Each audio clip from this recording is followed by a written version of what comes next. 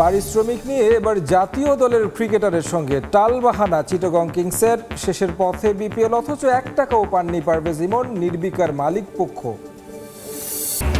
গঠনতন্ত্র সংস্কার ইস্যুতে ক্লাবগুলোর বাধার মুখে বিসিবির জরুরি সভা কাল। আলোচনায় এজেন্ডায় বিপিএল এর পেমেন্ট ইস্যু, সবাইকে সশরীরে উপস্থিত থাকার নির্দেশ।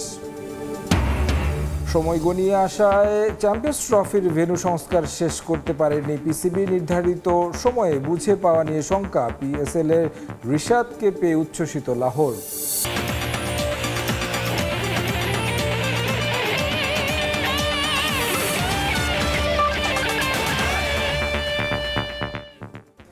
পারিশ্রমিক ইস্যুতে আবারও আলোচনায় Bangladesh Premier League cricket BPL. ফ্র্যাঞ্চাইজিটিও পুরনো চিটাগং কিংস।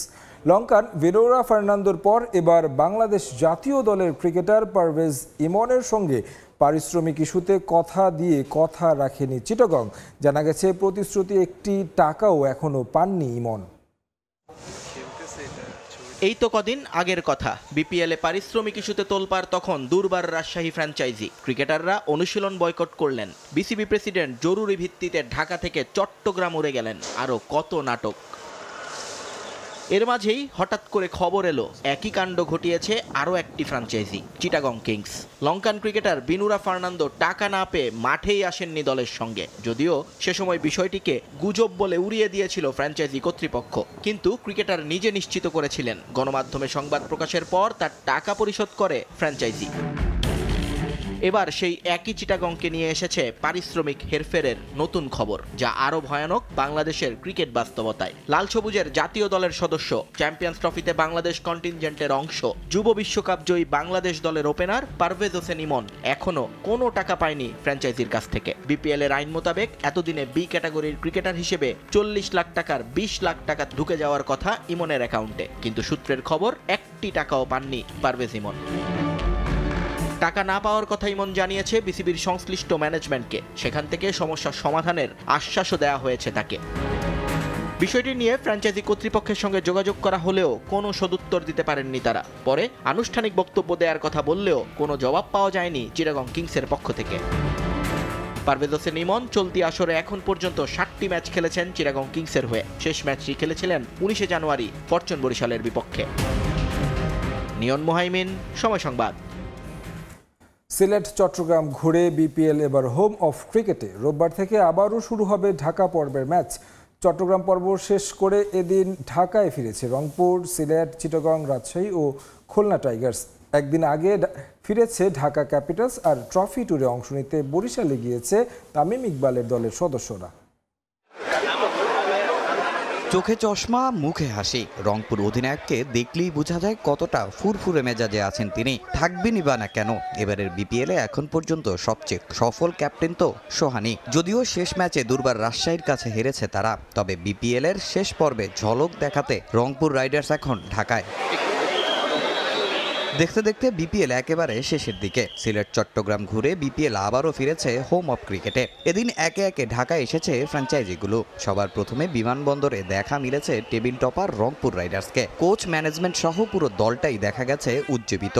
গতির ঝড় তোলা নাহিদ রানাকেও দেখা গেছে উৎফুল্ল। বেশ ভালো ছন্দে আছেন তিনি। সব ম্যাচ মিলিয়ে নিয়েছেন 10 উইকেট।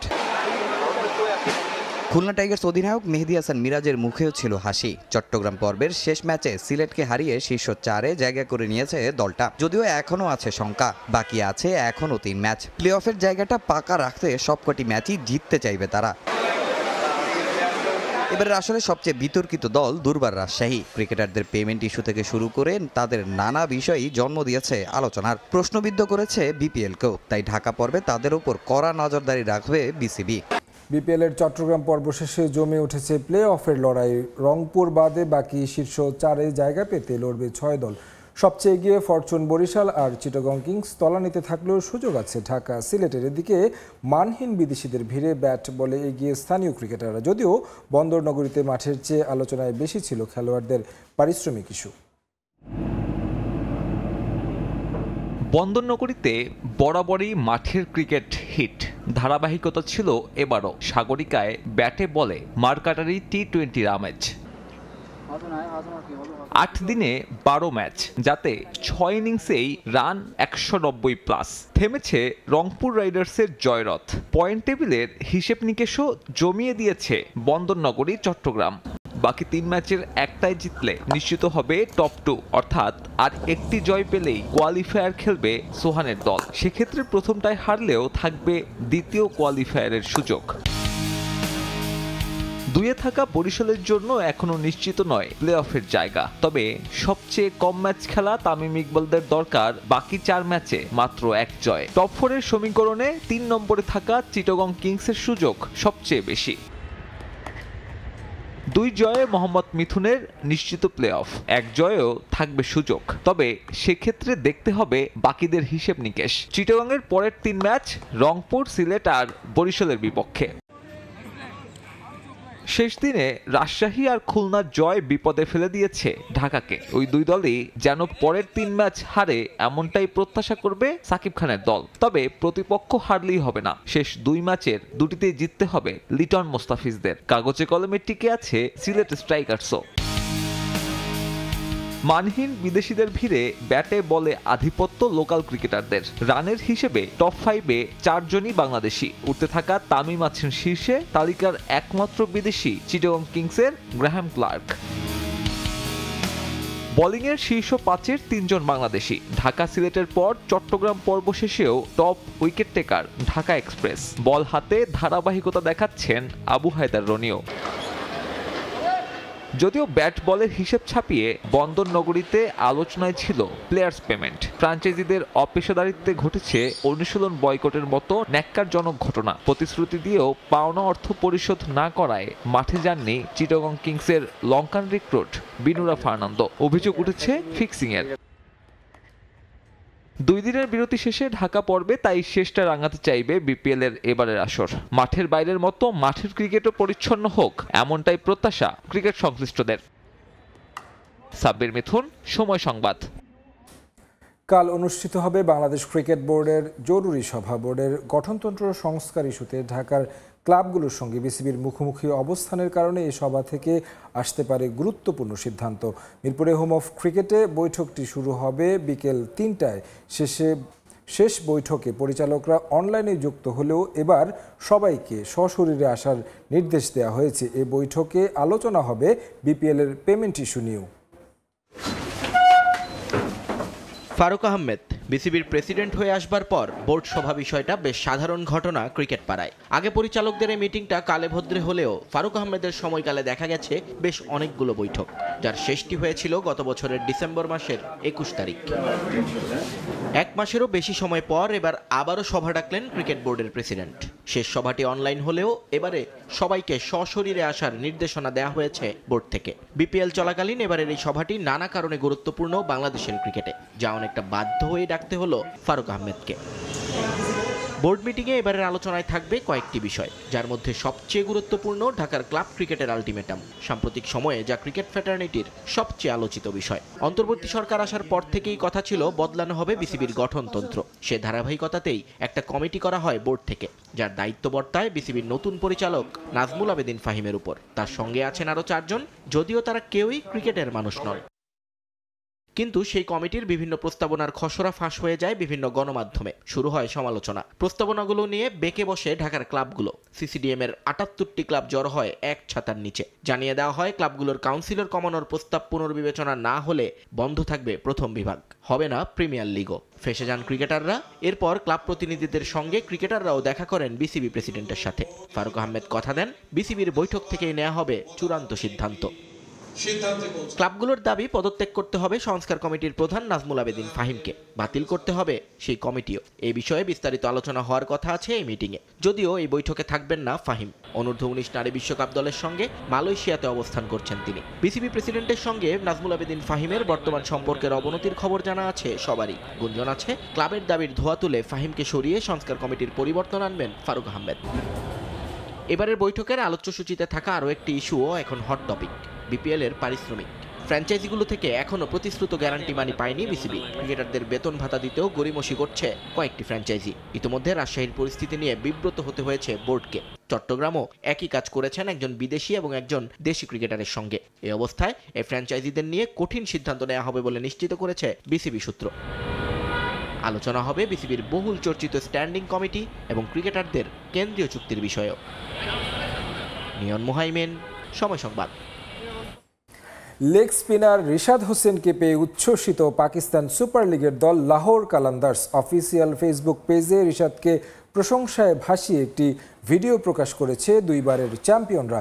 সেখানে পিএসএল নিয়ে নিজের স্বপ্নের কথা জানান এই ক্রিকেটার। পাকিস্তান সুপার লিগে নিজের প্রথম আসর স্মরণীয় করে রাখতে চান রিশাদ হোসেন।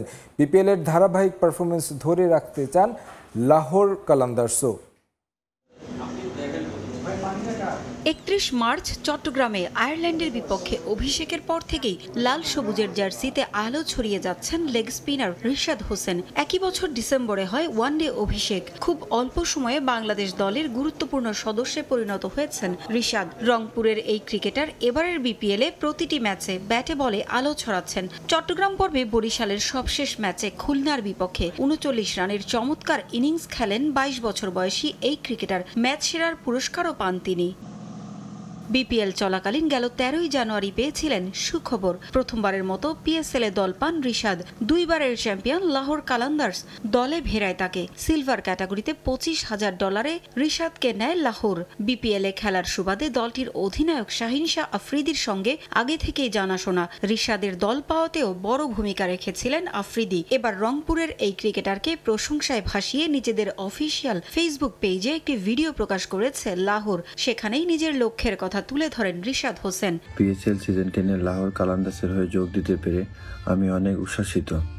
এমন একটা চ্যাম্পিয়ন দলের হয়ে খেলতে পেরে আমি অনেক গর্বিত এবং দর্শকদের উদ্দেশ্যে আমি একটাই বলতে চাই যে সবাই দোয়া করবেন আমি যেন আমার সেরাটা দিয়ে লাহোর কালান্দার্সকে চ্যাম্পিয়ন করতে পারি এবং নিজের সর্বোচ্চ দিয়ে যেন পাকিস্তান পিএসএল আমি যেন আমার অভিজ্ঞতা এবং অনেক কিছু শো করতে পারি। শীঘ্রই দেখা হবে পিএসএল এ ইনশাআল্লাহ।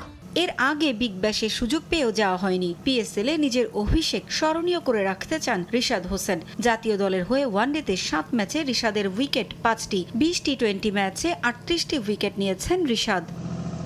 পারভিন আক্তার, সময় সংবাদ। বর্ষসেরা টেস্ট ও ওয়ানডে দল ঘোষণা করল আইসিসি। প্যাট কামিন্সের নেতৃত্বাধীন বেস্ট 11-এ 4 ইংলিশ এবং 3 ভারতীয় ক্রিকেটার। তবে টেস্ট চ্যাম্পিয়নশিপের ফাইনালিস্ট সাউথ আফ্রিকার কাউকেই রাখা হয়নি তালিকায়। এদিকে সেরা ওয়ানডে দলে রয়েছে 4 লঙ্কান ক্রিকেটার। এছাড়া আছেন 3 জন করে পাকিস্তানি ও আফগান খেলোয়াড়। তবে কোনো স্কোয়াডেই জায়গা হয়নি বাংলাদেশি ক্রিকেটারদের। কঠিন সময় পার করছেন লিটন দাস। চ্যাম্পিয়ন্স ট্রফির স্কোয়াডে জায়গা হয়নি। চট্টগ্রামে বিপিএল খেলতে গিয়ে দর্শকদের দুধ্বনি শুনতে হয়েছে। এসবের মাঝে ইএসপিএন ক্রিকইনফোর খবরটা সবাইকে তার অসাধারণ এক ইনিংসের কথাই মনে করিয়ে দেয়। রাওয়ালপিন্ডিতে প্রথম ইনিংসে পাকিস্তানের 274 রানের জবাবে 26 রানে 6 উইকেট হারিয়ে ধুঁকছিল বাংলাদেশ। সেখান থেকে ম্যাচ জয়ের কথা কয়জনই বা ভেবেছিলেন, কিন্তু সপ্তম উইকেট জুটিতে 165 রান যোগ করায় বদলে যায় দৃশ্যপট। মেহেদী হাসান মিরাজ 78 করে আউট হলেও লিটন দাস ছিলেন অপ্রতিরোধ্য। 138 রানের অনবদ্য ইনিংসটাই গড়ে দেয় পার্থক্য। শেষ পর্যন্ত অবিশ্বাস্য এক টেস্ট জেতে টাইগাররা। প্রথমবারের মতো পাকিস্তানকে হোয়াইট ওয়াশের লজ্জাও দেয়। লিটনের 4.5 মাস আগের ওই কীর্তি মনোনীত হয়েছে সাদা পোশাকে গেল বছরের অন্যতম সেরা ইনিংস হিসেবে। তবে ধারাবাহিকভাবে রান করতে পারেননি এলকেডি, তাই আইসিসির বর্ষসেরা টেস্ট দলে জায়গা হয়নি তার। জায়গা হয়নি কোনো বাংলাদেশির। বছর জুড়ে তুখোড় পারফরম্যান্স উপহার দেয়া ক্রিকেটাররা আছেন লিস্টে। ব্যাটিং অর্ডার অনুযায়ী তালিকাটা দেখে নেওয়া যাক। এই ক্যালেন্ডার ইয়ারের দ্বিতীয় সর্বোচ্চ 1478 রান নিয়ে তালিকায় আছেন ভারতীয় যশস্বী জয়সওয়াল। আরেক ওপেনার 1149 রান করা ইংলিশ বেন ডাকেট। ইনজুরির পরও জায়গা করে নিয়েছেন কেইন উইলিয়ামসন। গেল বছর প্রায় 60 গড়ে 1000-এর বেশি রান করেছেন নিউজিল্যান্ডের সাবেক অধিনায়ক। এরপরের দুটি স্পটে 2 ইংলিশ। পঞ্জিকা বর্ষের সর্বোচ্চ 1556 রান করেছেন জো রুট। সাবেক 3 লায়ন্স ক্যাপ্টেন এখন টেস্ট ফরম্যাটের সর্বকালের 5ম সর্বোচ্চ রান সংগ্রাহকও। মিডল অর্ডারে তার সঙ্গী বছরের 4র্থ সর্বোচ্চ 1100 রান করা হ্যারি ব্রুক। আছেন প্রায় 75 গড়ে 1000-এর ওপর রান করা লঙ্কান কামিন্দু মেন্ডিস। 637 রান আর 32 ডিসমিসাল করা আরেক ইংলিশ জেমি স্মিথ এই একাদশের উইকেট কিপার। জায়গা করে নিয়েছেন 527 রান করা এবং 48 উইকেট শিকারী ইন্ডিয়ান অলরাউন্ডার রবীন্দ্র জাদেজাও। 3 পেসারের একজন কিউই ম্যাট হেনরি, তার শিকার 48 উইকেট। এক্সট্রা অর্ডিনারি ইয়ার কাটানো ভারতীয় জসপ্রীত বুমরা 71 উইকেট নিয়ে 2024-এর হাইয়েস্ট উইকেট টেকার। আর এই টিমের নেতৃত্বে ক্যাপ্টেন ফ্যান্টাস্টিক প্যাট কামিন্স টানা দ্বিতীয়বারের মতো অস্ট্রেলিয়াকে চ্যাম্পিয়নশিপের ফাইনালে তুলতে বড় অবদান রেখেছেন। মর্যাদার বর্ডার গাভাস্কার ট্রফি জয়ে দলকে সামনে থেকে নেতৃত্ব দিয়েছেন। অজি পেসারের শিকার 37 উইকেট। তবে টেস্ট চ্যাম্পিয়নশিপের আরেক ফাইনালিস্ট সাউথ আফ্রিকার কেউই নেই তালিকায়। বর্ষসেরা ওয়ানডে দলেও নেই কোনো প্রোটিয়া, নেই ভারতীয়, অস্ট্রেলিয়ান কিংবা ইংলিশ। জায়গা পাননি কোনো বাংলাদেশীয়। 3 সেঞ্চুরিতে 515 রান করে লিস্টে আছেন পাকিস্তানি ইয়াংস্টার সাইম আইয়ুব। ওপেনিংয়ে তার সঙ্গী 531 রান করা আফগান রহমানুল্লাহ গুরবাস। এক ডাবল সেঞ্চুরিতে বছরের দ্বিতীয় সর্বোচ্চ 694 রান করা প্রথম নিচাঙ্কা ওয়ান ডাউনে। কুশল মেন্ডিসের 742 ওডিআইতে 2024-এর সর্বোচ্চ রান। মিডল অর্ডারে আরেক লঙ্কান চারিথ আসালাঙ্কার সংগ্রহ 605 রান। 120 স্ট্রাইক রেটে 425 রান করা ক্যারিবীয় শেরফান রাদারফোর্ড জায়গা করে নিয়েছেন লিস্টে। আছেন 417 রান আর 17 উইকেট নেয়া আফগান আজমতুল্লাহ ওমরজাই। 26 উইকেট শিকারী শ্রীলঙ্কান ওয়ানিন্দু হাসারাঙ্গাকে রেখেছে আইসিসি। স্পিন ডিপার্টমেন্টে আরেক আফগান আল্লাহ গজনফারের ঝুলিতে উইকেট 21টি। একাদশের 2 স্পেশালিস্ট পেসার পাকিস্তানি। শাহিন শাহ আফ্রিদির উইকেট সংখ্যা 15 আর হারিস রফের 13টি। 14 উইকেট নিয়ে উইজডেনের বর্ষসেরা 11-এ জায়গা পেলেও আইসিসির তালিকায় ঠাঁই হয়নি তাসকিন আহমেদের। মাকসুম আলম খান, সময় সংবাদ। এবার হামজা চৌধুরীকে নিয়ে বড় পরিকল্পনা করছে বাংলাদেশ ফুটবল ফেডারেশন। হামজার সঙ্গে লাল সবুজ সমর্থকদের সম্পৃক্ততা বাড়াতে বিশেষ পরিচিতি পর্ব আয়োজন করতে যাচ্ছে বাফুফে। এদিকে বাংলাদেশ প্রিমিয়ার লিগ ফুটবলের প্রথম পর্বের খেলা শেষে ডাকা হবে জাতীয় দলের ক্যাম্প, যেখানে প্রাধান্য পাবেন তরুণ ফুটবলাররা। নিঃসন্দেহে দেশের ফুটবলে এখন বড় নাম হামজা দেওয়ান চৌধুরী। গণমাধ্যম থেকে সামাজিক যোগাযোগ মাধ্যম সবখানেই ফুটবল ভক্তদের আলোচনার কেন্দ্রে থাকেন লেস্টার সিটির এই ডিফেন্সিভ মিডফিল্ডার। হামজার খুঁটিনাটি সব খবরই রাখেন লাল সবুজ ফুটবল সমর্থকরা।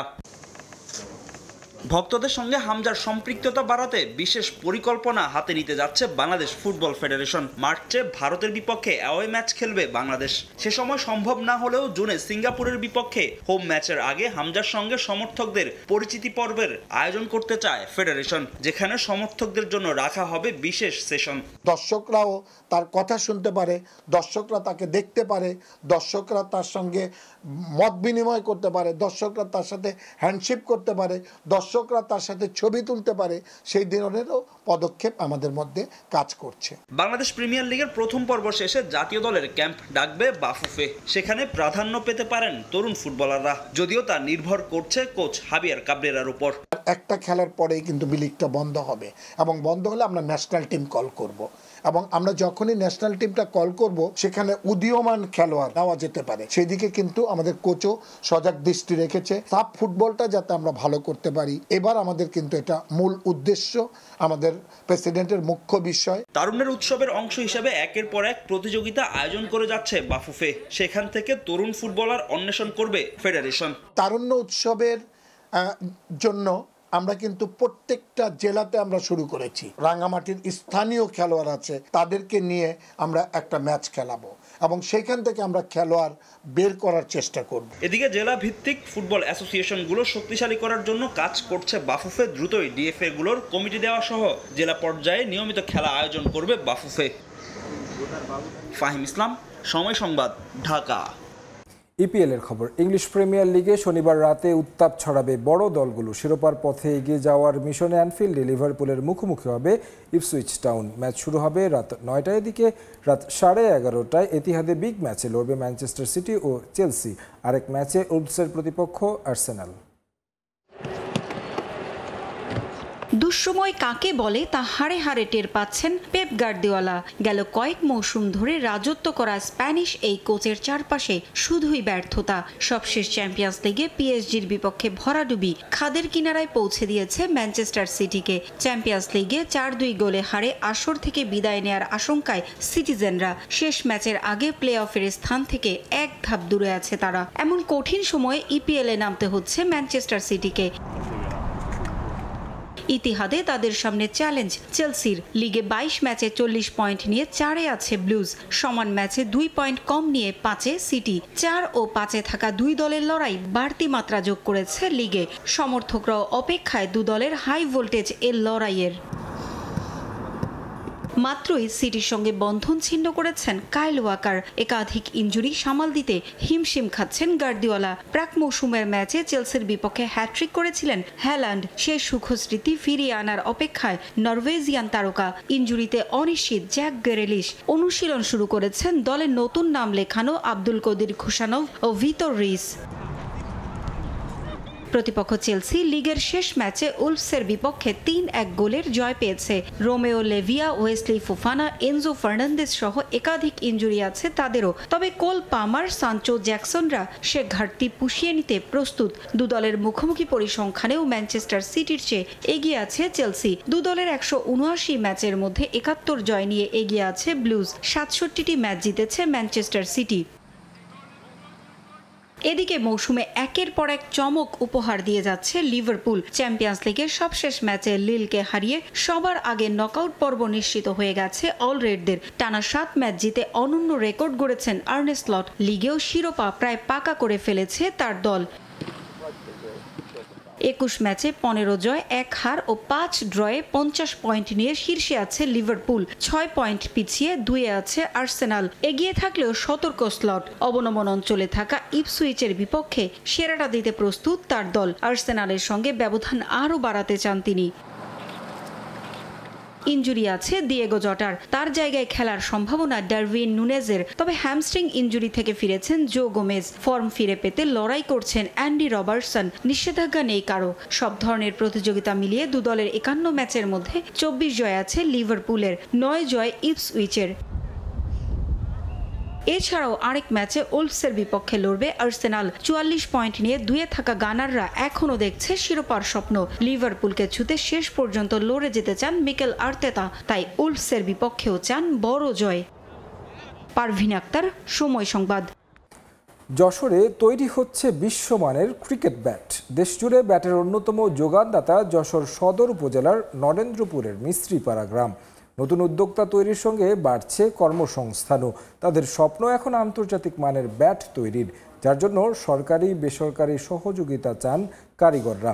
যশোর থেকে আবুল কালাম আজাদের ছবি ও জুয়েল মনিধার তথ্য নিয়ে রিপোর্ট।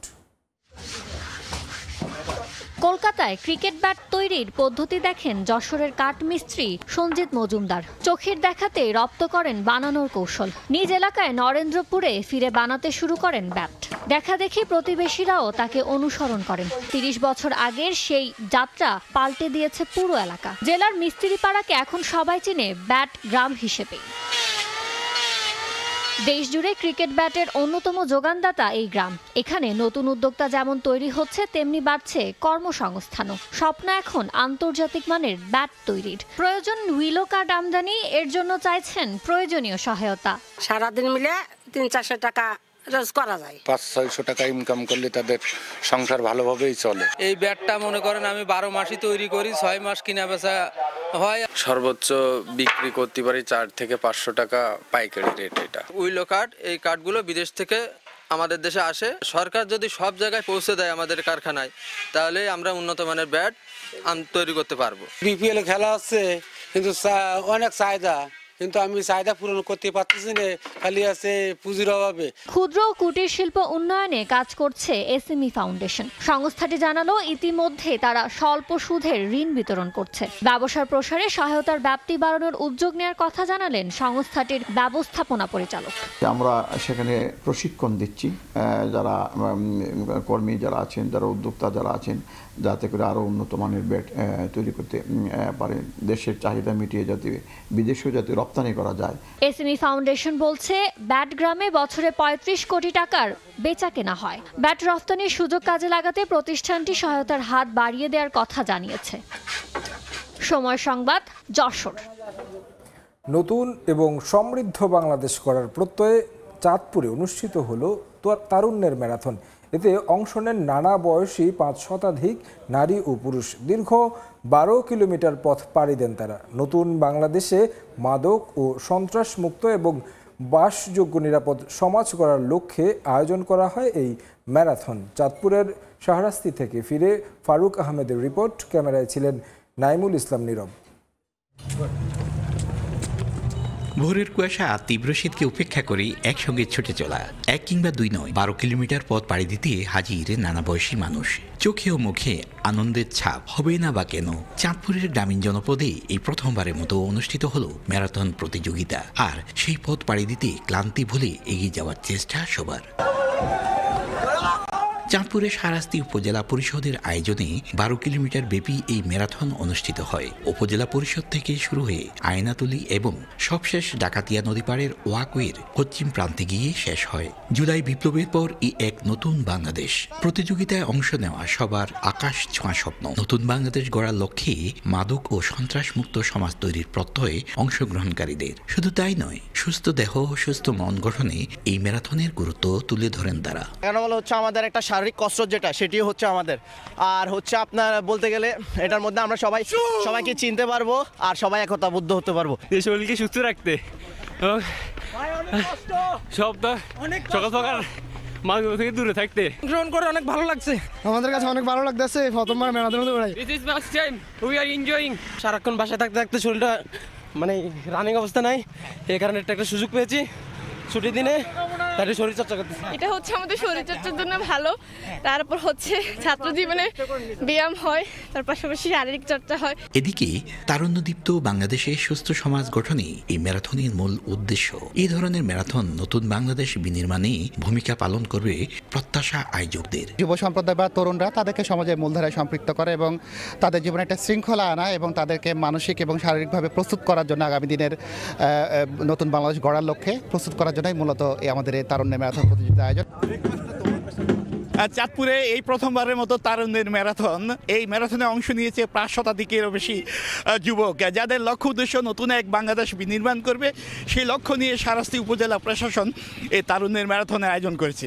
ফারুক আহমদ, সময় সংবাদ, চাঁদপুর। এ ছিল খেলার সময়ের এখনকার আয়োজন। সঙ্গে থাকুন সময়ের।